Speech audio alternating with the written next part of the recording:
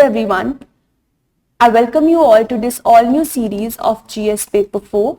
In this series, we are going to collect our knowledge of ethics from various other subjects that we have already covered under the other GS papers, that is 1, 2 and 3. What I mean is we are going to cover our examples and other facts useful for the ethics paper from the other subjects that you have already covered as per the UPSC CSE syllabus, right? And in the same sequence, we are going to first begin with history. And today, I'm going to talk about Raja Ram Mohan Roy. But before I move any further in this discussion, I want you all to be aware about the Mains 8 2022 program, wherein you can get help for polity, essay, public administration and ethics. The details are given over here. Do check them out and apply soon to avail the early bird discount, but most importantly, to actually improve your score in the upcoming mains examination, right? Now let's get back to the topic and let me introduce you to Raja Ram Mohan Roy. He was the father of modern Indian Renaissance and a tireless social reformer who inaugurated the age of enlightenment and liberal reformist modernization in India. So this person held a very crucial position in Indian scenario towards the beginning of British era, and he started working towards the reforms in the Indian society in that era. Let's know about his ideology. So the very first problematic that was faced by Raja Ram Mohan Roy was religious and social degeneration of his native Bengal. So he belonged to Bengal, and around him he noticed religious and society in general was deteriorating. Fine. So that was the first thing that irked him and he wanted to improve it. Raja Ram Mohan Roy concluded that religious reform is both social reform and political modernization. This line tells us that no reform in itself is isolated, and it has to come there and it has to come into being together with reforming other aspects of society and polity as well. He believed in social equality of all human beings and thus was a strong opposer of caste system. His idea of single Unitarian God was a corrective to the polytheism of Orthodox Hinduism and to Christian Trinitarianism. He believed that monotheism supported one universal model of humanity. So he was a monotheist, right? Raja Ram Mohan Roy believed that unless women were freed from unhuman forms of oppression like illiteracy, child marriage, sati, parda, Hindu society cannot progress. He characterized sati as the violation of every humane and social feeling and as symptomatic of the moral debasement of a race, right? So these are the ideals he used to follow. Further, let me tell you a story about him. Raja Ram Mohan Roy's own sister-in-law had to do sati. Fine. So he witnessed the sati of his own sister-in-law and then arose and fought until sati was abolished. Now that's what actually inspired him to fight against the cruel ritual of sati.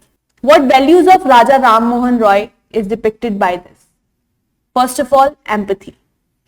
Because empathy is looking at things from others' perspective, reading the brain of others.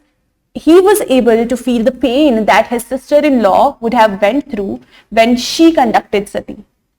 And that made him have the courage and conviction, right, to raise his voice against sati, and he did not stop until he successfully was able to have it abolished. Now, when we talk about courage, the courage of conviction is another quality. Prominent people actually openly supported sati, right? And despite that, Raja Ram Mohan Roy stood against it. Now, while he would have faced opposition from these prominent people and their followers, Raja Ram Mohan Roy did not lose his feet. This was his courage of conviction, right? This is another quality which is very useful for the civil servants, the bureaucrats that you are going to be, and for people in life in general, right? Now, Raja Ram Mohan Roy had another instance related to him, that he supported Anglicists in Orientalist Anglicist debate despite opposition by many. So, Anglicist is referred to the Western world and Orientalist is referred to the Eastern world. And this categorization is by far based on the cultural aspects, the cultural characteristics that are followed in these two parts of the world. Fine. So he was actually a supporter of Anglicists because he found that the Western world, the culture over there, was actually more open-minded and was actually devoid of the cruel practices that he was really ached by in the Orientalist culture. So Anglicist debate, despite opposition by many, he was supporting. Which quality does it reflect over here? Now imagine a person who belongs to the Orientalist society, who belongs to the Orientalist world, Orientalist culture, who resides amongst the Orientalist people, has to go against his own society, his own culture, his own people, and support the other side of the world. How much of an opposition he would have encountered, right? So many people were opposing him, so many people did not agree to his ideas, and yet he showcased integrity. That means you do what you think despite any opposition or pressure. No matter how much pressure builds up, no matter what amount of opposition you have to encounter, you do what you think is right. Now that is integrity, where your thoughts, your words, and your actions are in sync with each other. That is integrity, right? I hope these examples from the life story of Raja Ram Mohan Roy are going to be useful for you in the upcoming mains examination. I shall be back with another personality from our history to add some value to your knowledge for ethics. I shall see you again tomorrow. I shall see you again in another such video. Thank you so much for joining in. Till then, take care and stay tuned. So that's all for today. Stay connected for more such important videos. Thank you.